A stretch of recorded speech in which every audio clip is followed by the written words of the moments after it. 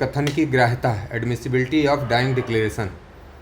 मृत्युकालिक कथन क्या है, इसका साक्ष्यिक मूल्य क्या है, कौन व्यक्ति मृत्युकालिक कथन करता है, किन परिस्थितियों में करता है, कब ये ग्राह्य होता है, कब इसके आधार पर दोष सिद्धि की जा सकती है, कब इसके आधार पर दोष सिद्धि नहीं की जा सकती है, और इसकी अनिवार्यताएं क्या हैं, इसके पीछे सिद्धांत क्या है, इसको ग्राह्य करने के पीछे क्या ये वास्तव में साक्ष्य की परिभाषा में साक्ष्य के रूप में आता है या नहीं आता है।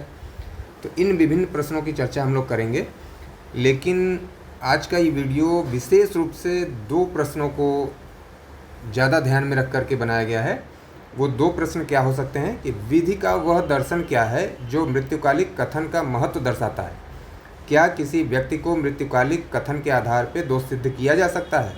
और इसी से जुड़ी हुई दूसरी बात कि यानी एक इलस्ट्रेशन लेकर के कि माँ के मृत्युकालिक कथन को न तो न्यायालय में अभियुक्त की उपस्थिति में लिखा गया और न ही उसको अभियुक्त द्वारा सबूत की प्रतिपरीक्षा में लाया गया। ऐसा कथन क्या स्वीकार करने योग्य है। तो इस सेंस में हम लोग आज के इस वीडियो में आंसर करने की कोशिश करेंगे इन दोनों प्रश्नों की, जिसको मैंने देखा, और मृत्युकालिक कथन से रिलेटेड सारे क्वेश्चन का आंसर आपको मिलेगा, लेकिन पर्सपेक्टिव होगा विशेष रूप से ये दो क्वेश्चन। और आप देख रहे हैं न्यायिक दृष्टि, मैं पवन। तो अब सबसे पहला क्वेश्चन अराइज होता है कि व्हाट इज़ डाइंग डिक्लेरेशन, मृत्युकालिक कथन है क्या। तो मृत्युकालिक कथन का मतलब है कि कोई व्यक्ति अपने मृत्यु के कारण के बारे में कोई स्टेटमेंट देता है कि मेरी मृत्यु कैसे हुई, या उस सर्कमस्टांस के बारे में बताता है जिस सर्कमस्टांस में उसकी मृत्यु हुई। तो इसी स्टेटमेंट को, इसी कथन को हम लोग मृत्युकालिक कथन के नाम से जानते हैं। अब क्वेश्चन अराइज हुआ, जैसा कि हम लोगों ने क्वेश्चन फ्रेम किया या जिस क्वेश्चन की हम लोगों ने बात की, तो उसमें जो कहा जा रहा है कि अभियुक्त की उपस्थिति में कथन नहीं लिया गया और अभियुक्त को प्रतिपरीक्षा का मौका नहीं मिला। तो ये बात किस संदर्भ में कही जा रही है। इस संदर्भ में ये बात कही जा रही है कि साक्ष्य क्या है। तो साक्ष्य के लिए सामान्य जो नियम है कि कोई व्यक्ति जब कोई दस्तावेज न्यायालय के समक्ष पेश करता है या कोई कथन न्यायालय के समक्ष करता है और उस कथन के संदर्भ में उसकी प्रतिपरीक्षा की जाती है, तब वो साक्ष्य की परिभाषा में आता है और साक्ष्य कहलाता है। अब इस साक्ष्य के स्तर पे अगर चेक किया जाए तो मृत्युकालिक कथन साक्ष्य की परिभाषा में नहीं आता। क्यों नहीं आता? कि न्यायालय में ये नहीं किया गया, न्यायालय के समक्ष नहीं किया गया, और चूँकि कथन करने वाले की मृत्यु हो गई कथन करने के बाद, इसका मतलब उसकी न्यायालय में प्रतिपरीक्षा भी नहीं हुई, अभियुक्त पक्ष ने या प्रतिपक्ष ने उसकी प्रतिपरीक्षा नहीं की। तो इस संदर्भ में ये साक्ष्य में नहीं आ रहा है। दूसरा, इसी संबंध में जो प्रश्न हम लोगों ने अभी फ्रेम किया था कि BNSS का ये रूल है कि साक्ष्य हमेशा अभियुक्त की उपस्थिति में लिया जाएगा ताकि वो उसको काउंटर कर सके और उससे अपने बचाव के बारे में अपनी तैयारी कर सके। तो इन दोनों संदर्भों पे ये फेल कर जाता है डाइंग डिक्लेरेशन। तो डाइंग डिक्लेरेशन इन सामान्य साक्ष्य के नियमों पे फेल करता है, इसीलिए इसे साक्ष्य के सामान्य नियम का अपवाद बताया गया है। अपवाद का मतलब कि ये उन विभिन्न नियमों पे खरा नहीं उतरता जिन विभिन्न नियमों की बात साक्ष्य के संदर्भ में की गई है या BNSS में विचारण के नियमों की बात जहाँ पे की गई है, उन दोनों संदर्भों पे ये फेल कर जाता है। इसी संदर्भ में ये प्रश्न पूछा जा रहा है कि ये साक्ष्य नहीं है तो क्या इसकी कोई वैल्यू है या नहीं वैल्यू है। तो यही आपसे जानने की कोशिश की जा रही है। तो इसी वे में, जैसे मैंने स्टार्ट किया, इसी वे में आपको स्टार्ट करना है। और यदि आपको यूनिवर्सिटी एग्ज़ाम में ये क्वेश्चन लिखना हो, आप किसी जुडिशरी APO वगैरह का एग्ज़ाम देना चाहते हैं, मेंस की आंसर राइटिंग करना चाहते हैं, तो वहाँ भी आपको एज इट इज़ लिखना है और अपनी समझ इसी रूप में आपको विकसित करनी है। अब ये समझ जब विकसित हो जाएगी तो आप अपने शब्दों में, यानी कि भाषा का शब्दों का अंतर हो सकता है, शब्द या भाषा में कोई दिक्कत नहीं है, लेकिन कंसेप्ट यही आपको समझ आना चाहिए कि ये क्वेश्चन किस सेंस में पूछा गया है और आपको किस सेंस में आंसर करना है। अब फॉर्मल वे में हमें आंसर राइटिंग में लिखना क्या क्या होगा, तो अब हम लोग कुछ उसका फॉर्मल रूपरेखा देख लेते हैं कि क्या क्या कैसे आपको लिखना होगा। और ऐसा नहीं कि जो भी बात यहाँ पे वीडियो में हो रही है एज इट इज़ आपको इतना ही लिखना है।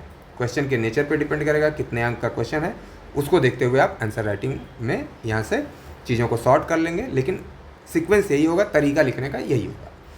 भारतीय साक्ष्य अधिनियम 2023 की धारा 26(1) के अंतर्गत मृत्युकालिक कथन साक्ष्य के नियम का, जैसा मैंने बात कही वही सारी बातें यहाँ पे कही जा रही है।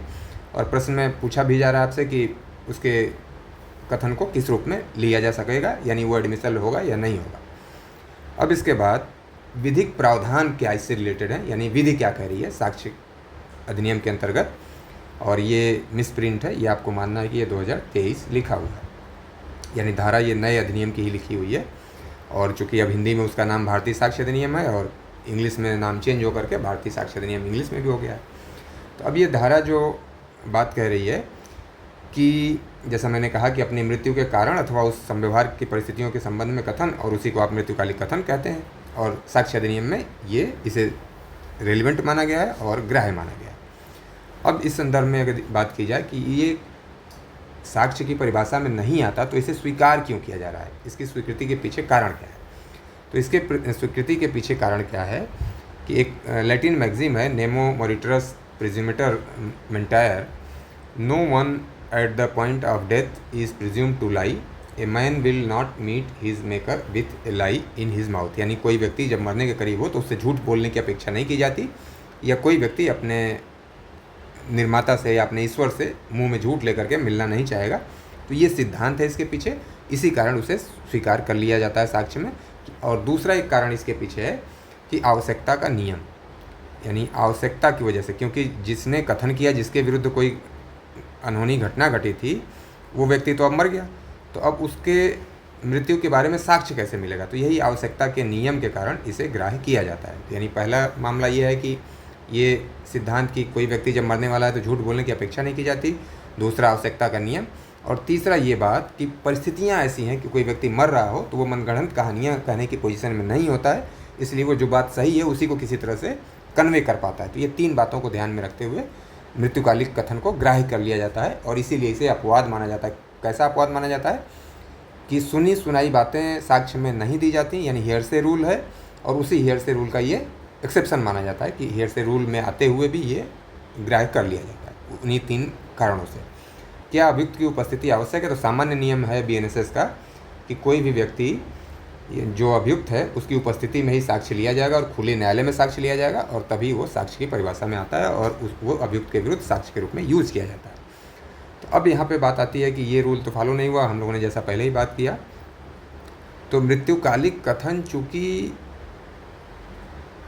कथन करने वाला मर गया और आवश्यक नहीं है कि वो अभियुक्त के सामने जाकर के कथन करे या न्यायालय में जाकर के कथन करे, तो जब न्यायालय में आता तब अभियुक्त के समक्ष वो साक्ष्य लिया जाता है। लेकिन वो तो किन्हीं परिस्थितियों में, अपनी परिस्थितियों के कारण, घायल होने के कारण या जिन भी परिस्थितियों में उसकी मृत्यु हुई, तो अब वो विधि के नियम को कैसे फॉलो करता कि अभियुक्त के सामने आता। तो इन सारी परिस्थितियों के कारण अभियुक्त की उपस्थिति आवश्यक नहीं होती है और उसका साक्ष्य ग्राह्य कर लिया जाता है। यानी ये दोनों रूल इस मामले में, डाइंग डिक्लेरेशन के मामले में फॉलो नहीं किए जाते हैं, और इन रूल को फॉलो किए बिना भी उसे एक्सेप्ट किया जाता है। अभियुक्त को परीक्षा का अवसर मिले ये आवश्यक नहीं, क्योंकि मृत व्यक्ति न्यायालय में उपस्थित नहीं होता, स्वाभाविक है, इसीलिए ऐसा संभव नहीं है। यानी अब मृत्युकालिक कथन को ग्राह्य करने के लिए क्या क्या नियम होने चाहिए, क्या फुलफिल होना चाहिए? तो स्वेच्छा से दिया गया हो, कोई डर, धमकी, वचन, कोई सिखाई गई बात, ये सब नहीं होना चाहिए। यानी स्वैच्छिक हो, सत्य एवं विश्वसनीय हो, दूसरी कैटेगरी, और कथनकर्ता मानसिक रूप से स्वस्थ स्थिति में हो जब वो कथन कर रहा था। ये तीनों क्राइटेरिया फुलफिल होती हैं तो डाइंग डिक्लेरेशन को सुसंगत और ग्राह्य माना जाता है, और इसी के आधार पर किसी व्यक्ति को दोष सिद्ध किया जा सकता है।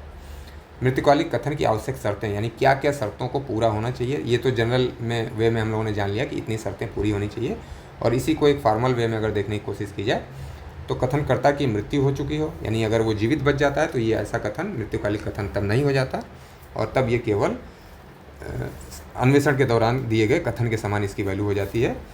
दूसरा, कथन मृत्यु के कारण से संबंधित हो, यानी कि वो अपने मृत्यु के कारण के बारे में बता रहा हो कि मेरी यानी मैं कैसे घायल हुआ, किन परिस्थितियों में मुझे चोट कारित की गई, किसने मुझे चोट कारित की, यानी अपने कुल मिला के ये मृत्यु के कारण से संबंधित हो।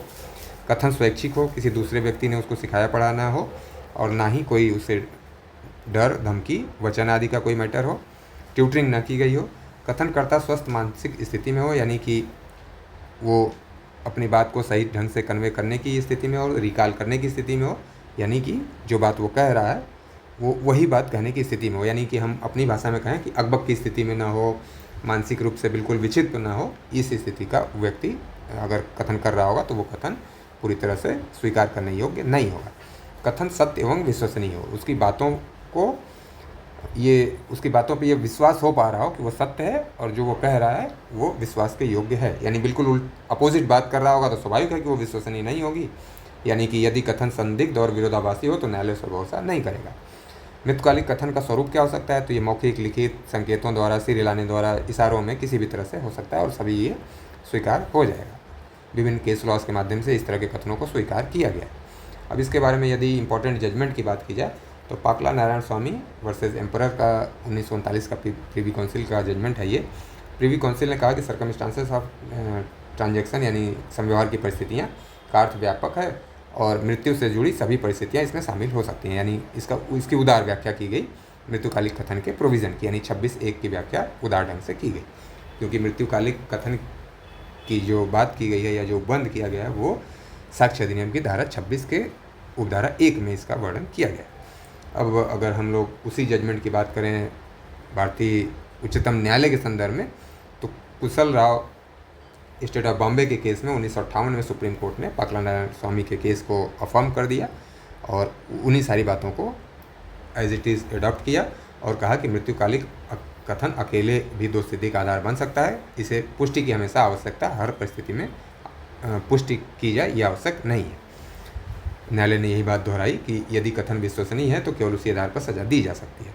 Lakshman versus state of Maharashtra के मामले में सुप्रीम कोर्ट ने कहा कि चिकित्सक का प्रमाण पत्र हर मामले में आवश्यक नहीं है। जो कथन रिकॉर्ड करने वाला व्यक्ति है, यानी वो मजिस्ट्रेट है, अगर रिकॉर्ड कर रहा है तो मजिस्ट्रेट एक जिम्मेदार व्यक्ति है और उसने सोच समझ के सही परिस्थितियों में पीड़ित व्यक्ति को पाया होगा तभी कथन लिखा होगा, तो हम उस मजिस्ट्रेट के कथन को पे विश्वास करेंगे। अगर वो ये कह रहा है कि व्यक्ति जिसने कथन किया कथन करने की स्थिति में था, तो फॉर्मल रूप में यानी औपचारिक रूप में डॉक्टर का प्रमाण पत्र हर मामले में आवश्यक नहीं। इसके साथ ही अब पानीबेन वर्सेस स्टेट ऑफ गुजरात का मामला, वही सारी बातें अब दोहराई जा रही हैं नीचे के भी जजमेंट में। और यदि हम कोली चुन्नीलाल के मामले की बात करें तो इसमें ये प्ली उठाया गया था कि क्रॉस एग्जामिनेशन नहीं हुआ है, यानी कि डैंग लिगलेशन का, इसलिए साक्ष्य की परिधि में आने वाला मामला नहीं है। तो पूरे ऊपर वाले कारणों से न्यायालय ने कहा कि नहीं, इस मामले में डैंग लिगलेशन के मामले में क्रॉस एग्जामिनेशन के बिना या एक्यूज्ड की उपस्थिति के बिना भी ये साक्ष्य है और इस रूप में इसके आधार पर कार्रवाई की जा सकती है। अब जो रिसेंट जजमेंट हैं इन जजमेंट्स में भी वही बात सुप्रीम कोर्ट दोहरा रहा है जो ऊपर हम लोगों ने बात की है। और अभी 2026 तक के जो जजमेंट आ रहे हैं सुप्रीम कोर्ट का वही व्यू है, इसमें कोई परिवर्तन नहीं है।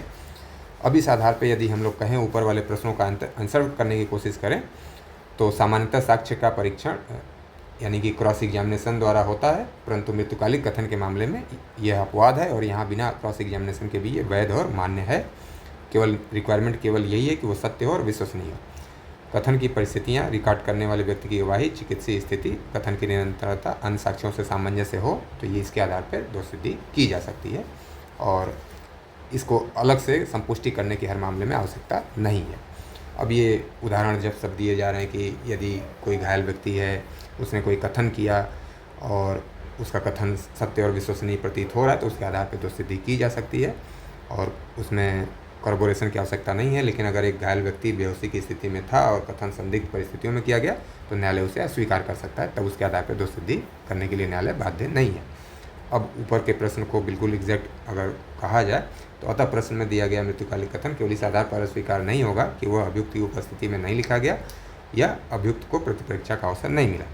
यानी कि भारतीय साक्ष्य अधिनियम की धारा 26(1) के अंतर्गत ऐसा कथन स्वीकार है, यानी कि ग्राह्य है, बशर्ते न्यायालय उसकी सत्यता, स्वैच्छिकता और विश्वसनीयता से संतुष्ट हो।